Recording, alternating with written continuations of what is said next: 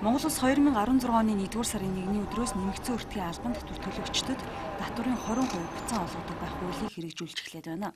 Хуулинд зааснаар татвар төлөгч нь бараа ажил үйлчилгээг аливаа хэлбэрээр борлуулахгүй зөвхөн худалдан авч байгаа хувь хүн байхаар заажээ.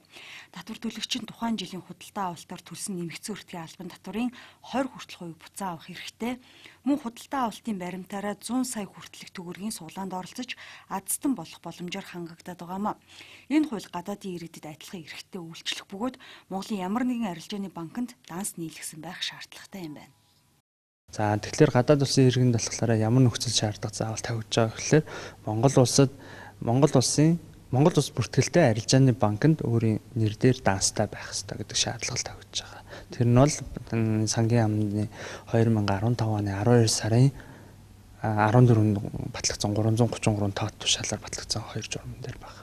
Одоо Монгол улсын банкнд дансаа нийлэхдээ аль дугаараараа бүртгүүлсэн тэр дугаараа заавал оруулах хэрэгтэй гэж байгаа. Яагаад тэгэхээр овг нэр дансны дугаараа гадаад Монголд гэлтгүү овг нэр дансны дугаараараа өөрийнх нь данстайгаа таарж тохирж ээж мөнгө шилжиж байгаа. Тэрнээс биш одоо би өөрийнхөө нэр дээр өөр хүний дансыг бичээд авах боломжгүй ийм нөхцөл байгаа. Энэ эрх Монголд оршин суугаа болон төр ирээд буцах ямар ч визний нөхцөлтэй гадаадын иргэдэд ялгаагүй үйлчилнэ.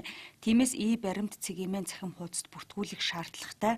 Одоогоор энэ цахим хуудас зөвхөн монгол хэл дээр хийгдсэн байгаа ч удахгүй англи хэл дээр хөрвүүлэгдэхэр бэлтгэл ажил нь хийгдэж байгаа талаар татварын ерхий газраас тайлбарлалаа.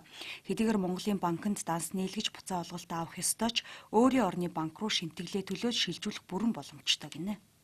Гадаадын хүн чинь төр ирээд явах данс нийлэхэд хэцүү байна гэж байгаа гэсэн ялцч нөгөө олон улсын данс руу шилжүүлэхээр гүйлгэний шимтгэл гэдэг асуудал болж байгаа. Тэгэхээр тэр шимтгэлийн асуудал нь Монгол хуулиар болохоор банкны тухай хууль дээр яг нөөц дээр шимтгэл авахгүй гэдэг зөвхөн Монгол банкн дээр Монгол байгаа банкуд дээр үйлчилж байгаа болохоор яг тэн дээр бол гадаадын улсын иргэн дээр бол боломжгүй байна. Гадаад улс бүртгэлтэй банкны данс бол боломжгүй болж таараад байна.